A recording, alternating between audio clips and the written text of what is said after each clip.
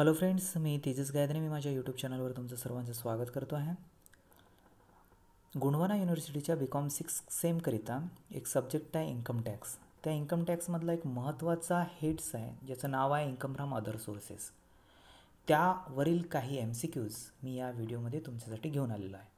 तर चला MCQs बघूया. Number first, income of every kind which is not to be excluded from the total income under this act and not charged to income tax under any of the other four heads shall be chargeable to income tax under the head.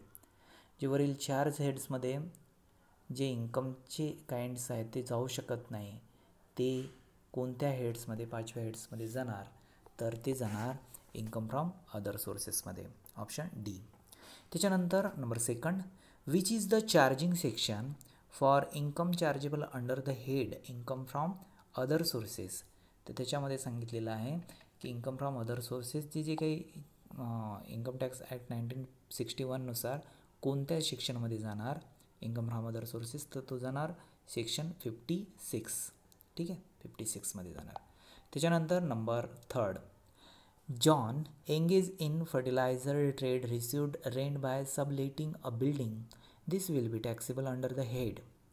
तर तो जो heads असणार आहे, सबलेटिंगचं बिल्डिंगपासून income received झालेली आहे तीसुद्धा income from other सोर्सेसमध्ये income from other सोर्सेसमध्ये जाणार.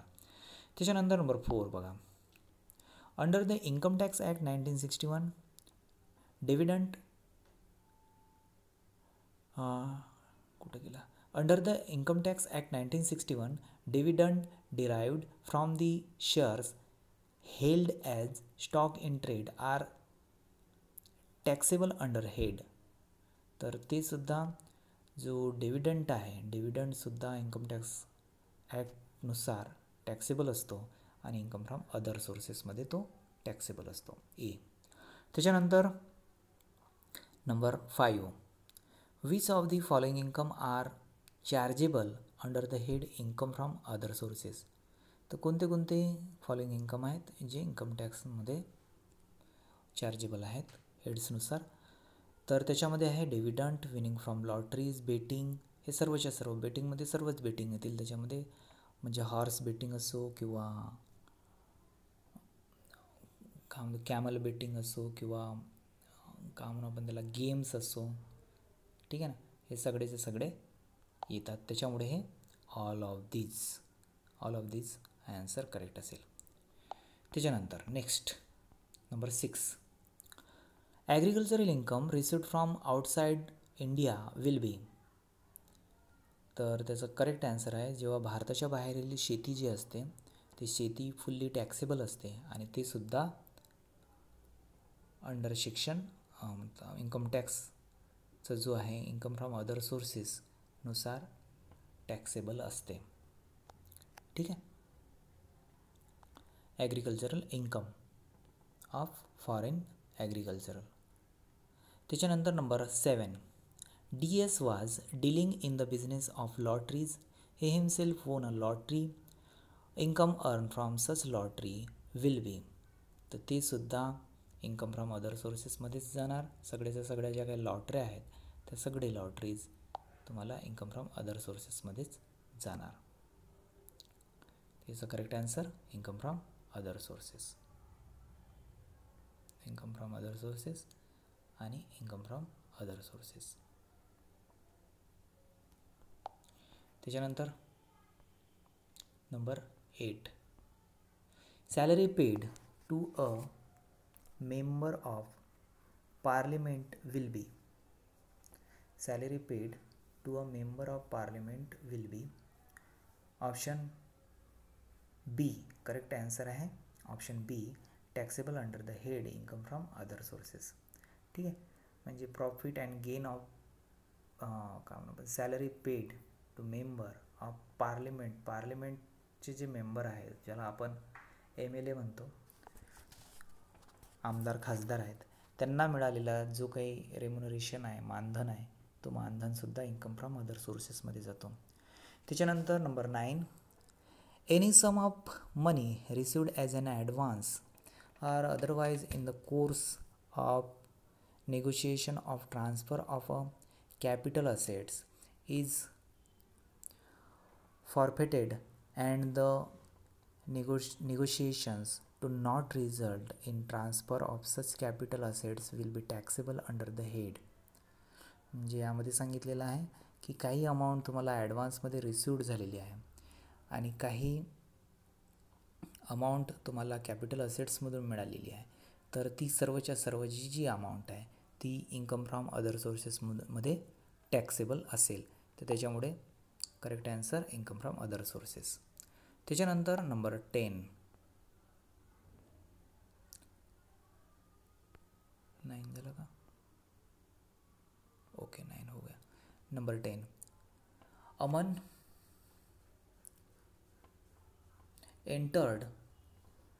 entered into a agreement with Bridge for sale of a building for rupees 20 lakh in June 2018. Aman received advance of rupees 2 lakh. Subsequently, the agreement was cancelled and Aman forfeited the advance money. The advance money is म्हणजे अमनने एक agreement केला होता 20 लाखाचा, आणि त्याला त्या ॲग्रीमेंटच्या मध्ये त्याला 2 लाख रुपये ॲडव्हान्ससुद्धा मिळालेले होते, परंतु तो जो ॲग्रीमेंट आहे तो कॅन्सल झाला आणि त्यामुळे अमनने त्याला जे मिळालेले ॲडव्हान्स अमाऊंट 2 लाख रुपये होते ते जप्त केले. आता ती जे 2 लाख रुपये मिळालेले आहेत ते इन्कम आहे, ती कोणती इन्कम असेल तर तीसुद्धा टॅक्सेबल अँड इन्कम म्हणजे तीसुद्धा टॅक्सेबल असेल इन्कम फ्रॉम अदर सोर्सेसनुसार. त्याच्यामुळे correct answer D. Number 11. DS received rupees 10,000 as director's fees from a company. This amount will be taxable under the head of income from other sources. Okay, option B. त्याच्यानंतर 11 झालं. 12. An assessee earned interest on post office saving bank account rupees 6,000. Such sum shall be taxable under the head. म्हणजेच काय म्हणू आपण त्याला, interest post ऑफिसचा interest असेल saving bank अकाउंटचा, तर तो 6,000 आहे, तर तो कोणत्या हेड खाली टॅक्सेबल असेल तर तो सुद्धा इन्कम फ्रॉम अदर सोर्सेसमध्येच जाते, हे माहीतच आहे सगळ्यांना. त्याच्यानंतर number 13. DS owned a machinery. He let it on hire to Raghu for rupees 2,40,000 per annum. Such amount shall be taxable under the head. म्हणजे DSने एक त्याची स्वतःची जी मशिनरी आहे ते रघुला किरायाने दिलेली आहे आणि त्याचा किराया 2,40,000 रुपये वर्षाचा किराया रिसिव्ड होतो आहे. तर सच अमाऊंट, ती जी अमाऊंट आहे टॅक्सेबल अंडर द हेड, कोणत्या हेडप्रमाणे टॅक्सेबल असेल तर इन्कम फ्रॉम अदर सोर्सेस या हेडनुसार ते टॅक्सेबल असेल. Number 14. Income from letting on hire of plant, machinery or furniture is chargeable under the head. तर ह्याच्यामध्ये सांगितलेलं आहे की तुम्ही प्लांट, मशिनरी आणि फर्निचर ही तुम्ही हायर करत आहात आणि किरायाने देत आहात आणि किरायाने देऊन जो काही इन्कम होतो तो इन्कमसुद्धा टॅक्सेबल असतो. तर तो कुठे जातो तर तो टॅक्सेबल जातो इन्कम फ्रॉम अदर सोर्सेसमध्ये आणि तो profit and gain of business or profession दोन्ही ठिकाणी जात असतो. दोन्ही ठिकाणी म्हणजे कोणत्याही एकाच ठिकाणी जाईल, परंतु पूर्ण क्लिअर इन्फॉर्मेशन दिलेली नाही आहे, त्याच्यामुळे आयदर ए किंवा आर बी. ठीक आहे, त्याच्यामुळे याचा करेक्ट आन्सर आहे D. Next number 15. Under which head income from letting on hire of machinery etcetera will be taxed if the same is not chargeable under the head profits and gains of business and profession. तर ह्याचं correct answer आहे जे काय म्हणतं income from letting on the hire of machinery. तर ते मशिनरीसुद्धा higher करून जर तुम्ही काय इन्कम तुम्हाला जर मिळत असेल तर ते सुद्धा इन्कम फ्रॉम अदर सोर्सेसनुसार टॅक्सेबल असते. ठीक आहे. इज नॉट सांगितलेलंच आहे already.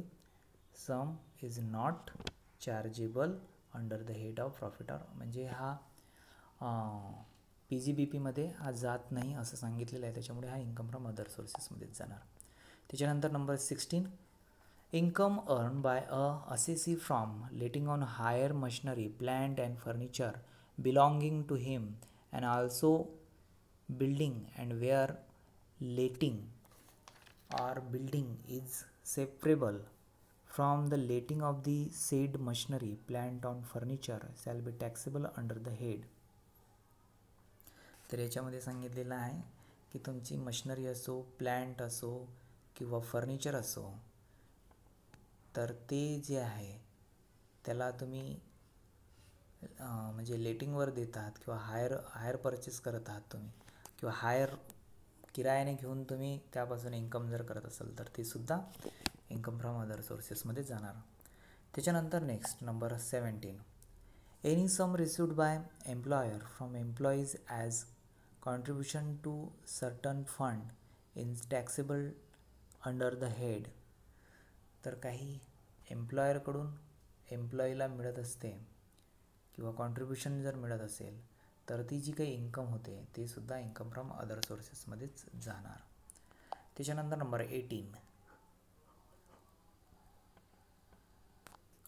Amount paid to or received by share holders in proportion to its share holding in a company out of the total sum so distributed as known as.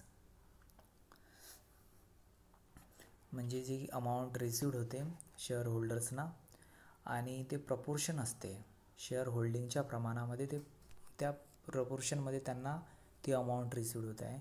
Company out of the total some distributed as known as, म्हणजे त्या रेशोप्रमाणेच company सर्वांना ते वितरित करत असते, तेव्हा त्याला काय म्हणतात, त्याला डिव्हिडंड म्हणत असतो. डिव्हिडंड्स हा शेअरच्या प्रमाणामध्ये तुम्हाला दिला जातो. Number 19, the date fixed by a company for entitlement of dividend or by a mutual fund administration specified company for entitlement of dividend or bonus units it's known as. म्हणजे ज्या तारखेला सेटलमेंट होत असते, ज्या तारखेला डिव्हिडंड देण्यात येत असते म्युच्युअल फंड ॲडमिनिस्ट्रेशन किंवा स्पेशलाइज कंपनीचा एंटायटलमेंट होत असते, ती जी डेट असते त्याला काय म्हटलं जाते, तर त्याला रेकॉर्ड डेट असं म्हटलं जाते. Option B. त्याच्यानंतर 20, Radha held 1000 12% preference shares of ₹100 each in Rosa Limited. Dividend was received by her on 25th March 2019. Calculate the amount chargeable to tax. याच्यामध्ये सांगितलेलं आहे राधाला ₹1000 रिसिव्ड झालेले आहेत. इंटरेस्ट, कशाचा इंटरेस्ट किंवा डिव्हिडंड म्हणू शकता. 12% प्रिफरन्स शेअरचा डिव्हिडंड आहे, तो रिसिव्ड झालेला आहे ₹1000 25 मार्च 2019ला. तर ते जो इंटरेस्ट आहे तो अदर सोर्सेसनुसार किती रुपये टॅक्सेबल राहणार आहे, तर तो टॅक्सेबल राहणार नाही, तो फुल्ली एक्झम्प्ट राहणार. का बरं एक्झम्प्ट राहणार? कारण की प्रिफरन्स शेअर होल्डर्सची जी काही इन्कम आहे, ती इन्कम जी काही डिव्हिडंड आहे, ते डिव्हिडंड इंडियन कंपनी जर असेल तर फुल्ली टॅक्स फ्री असते, त्याच्यामुळे ती फुल्ली एक्झम्प्टेड असते. त्याच्यानंतर number 21, Deemed dividend as given in section 2 under section 22 which provided dividend includes. तर याच्यामध्ये हे सर्वच्या सर्व या सेक्शनमध्ये इन्क्लूड होत असतात डिमिड डिव्हिडंडनुसार. ठीक आहे. तर हे सगळेच कोणते कोणते, distribution of accumulated profit, entitling release of assets by the company, to its share holders. Number B आहे डिस्ट्रीब्युशन ऑफ डिबेंचर्स किंवा deposited certificates to share holders और bonus shares to preference share holders to an extent to which the company process accumulated profit. म्हणजे A B C हे सर्वच्या सर्व तिन्हीचे तिन्ही या सेक्शनमध्ये ॲज अ डिमेड डिव्हिडंड म्हणून तुम्हाला मिळत असते. त्याच्यानंतर number 22, which of the following distribution by a company to its share holders are not considered as deemed dividend. तर याचा करेक्ट आन्सर आहे answer C, share issued for full cash consideration. Number 23, a private limited company engaged in manufacturing activity has general reserve of rupees 20 lakh and granted a loan of rupees 5 lakh to a director who held 13 shareholding some voting rights in the company. The said loan was repaid by him before the end of the year. The amount of deemed dividend arising out of the above transaction is. तर याच्यामध्ये सांगितलेलं आहे की एक private limited company आहे engage in manufacturing ॲक्टिव्हिटीजमध्ये ती हे आहे एंगेज आहे. हॅड जनरल रिझर्व, त्या कंपनीचा जो जनरल रिझर्व आहे 20 लाख रुपये आहे आणि granted a loan of rupees 5 lakh to डायरेक्टरला 5 लाख रुपयाचा लोन देण्यात आलेला आहे. ज्या डायरेक्टरने जवळपास 30% जे शेअर होल्डर्स आहेत परचेस केलेले आहेत आणि त्याच्यामुळे 30% शेअर होल्डिंगचा तो वोटिंग राईट्स असलेला तो मालक आहे. तर त्याने जो काही लोन घेतलेला आहे वर्षाच्या आतमध्येच रिपेड केलेला आहे. तर अशा वेळेस जे अमाऊंट ऑफ डिमेड डिव्हिडंट आहे ते तुम्हाला अरायझिंग करायचे आहे. तर तो जो ट्रान्झॅक्शन आहे तो ट्रान्झॅक्शन हा किती लाख रुपयाचा असेल, तर तो ट्रान्झॅक्शन 5 लाख रुपये त्याने लोन घेतलेला आहे त्याच्यामुळे तो ट्रान्झॅक्शन हा 5 लाख रुपयाचा असेल किंवा तो 5 लाख रुपये हा टॅक्सेबल असतील. त्याच्यानंतर number 24, dividend received from foreign company in bracket net rupees 8,000 nothing has been paid to the government of India out of tax deducted at source. Calculated the amount to be included while computing income under the head income from other sources. तर याच्यामध्ये सांगितलेलं आहे की dividend received झालेला आहे foreign कंपनीकडून 8,000 रुपये, ठीक आहे. आणि nothing the has been paid government of इंडियासाठी कोणत्याच प्रकारचा चार्ज किंवा कोणत्याच प्रकारचा टॅक्स डिडक्ट करण्यात नाही आलेला, त्याच्यामुळे TDS कोणताच डिडक्ट करण्यात आलेला नाही आहे. तर calculate the amount to be include while computing income under the head income from other सोर्सेसनुसार किती रुपयाची इन्कम ही टॅक्सेबल असणार आहे, ठीक आहे. तर 8,000 रुपये मिळाली आहे त्याच्यामुळे पूर्णच्या पूर्ण अमाऊंट 8,000 रुपयावर टॅक्स चार्ज करावा लागेल. जी काही टॅक्स असेल तो रेट ऑफ टॅक्स जो काही असेल तो पण पूर्णच्या पूर्ण ती अमाऊंट टॅक्सेबल असेल, त्याच्यामुळे 8,000 इज करेक्ट आन्सर. त्याच्यानंतर number 25, the maximum limit of exemptions is case of lotteries or crossword puzzle or card game is. तर याची मॅक्झिमम लिमिट जी एक्झिम्पशनची मॅक्झिमम लिमिट आहे ते 10,000 आहे, 10,000पर्यंत एक्झम्पशन आहे, ठीक आहे, लक्षात ठेवा. त्याच्यानंतर maximum limit of exemption of in case of house race is horse race जी आहे त्याचीसुद्धा जी मॅक्झिमम लिमिट आहे ही 10,000 रुपयाची आहे, ठीक आहे. त्याच्यानंतर number 27, winning from lotteries crossword puzzle races including horse race, card game and other game of any sort or from gambling or betting of any form of nature taxable under the head income from other sources after grossing of is taxed without allowing basic exemption limit at flat rate of. जे आपले casual income आहे ते casual इन्कममध्ये जसं असेल lottery असेल, card game असेल, race असेल, ठीक आहे ना. तर ह्या कॅज्युअल इन्कमचा जो टॅक्स रेट आहे ज्याच्यावर आपण इन्कम टॅक्स चार्ज करत असतो तो 30% आहे. ठीक आहे, हे सगळ्यांना माहीतच आहे. त्याच्यामुळे करेक्ट आन्सर 30% ए. Number 28, winning from lotteries gross ₹90,000. Calculate the amount to be included while computing income under the head income from other sources. ते याचं करेक्ट आन्सर आहे 90,000 रुपये जिंकला तर पूर्णच्या पूर्ण 90,000 रुपये हे टॅक्सेबल असेल. इथं ब्रॅकेटमध्ये ग्रॉस दिलेला आहे, त्याच्यावर कॉन्सन्ट्रेट करा. तोच जर नेट राहिला असता अगोदर तुम्हाला ग्रॉसिंग करावं लागलं असती. ग्रॉसिंग म्हणजेच तुम्हाला TDS प्लस करावं लागलं असतं आणि त्याच्यानंतर टोटल करून जे अमाऊंट असेल ती ग्रॉसिंग अमाऊंट ऑफ लॉटरीज असं झालं असतं आणि ते फुल्लीच्या फुल्ली टॅक्सेबल राहिली असते. ठीक आहे, तर त्याच्यामुळे ग्रॉस ऑलरेडी दिलेला आहे, त्याच्यामुळे पुन्हा ग्रॉसिंग करण्याची आवश्यकता नाही. Number A fully taxable amount. 29, winning from horse race in bracket net ₹35,000. Calculate the amount to be included while computing income under the head income from other sources. आता horse रेसमध्ये तो 35,000 जिंकलेला आहे आणि ते नेट त्याला मिळालेली आहे. तर नेट मिळालेली आहे याचा अर्थ टॅक्सेबल अमाऊंट काढताना आता नेट आहे तर त्याला ग्रॉसिंग करावी लागेल. तर ग्रॉसिंग करताना किती पर्सेंट? लॉटरी आहे, लॉटरी असल्यामुळे 30% आपण ग्रॉसिंग करत असतो. तर 30% ग्रॉसिंग जर केली तर ती किती येते?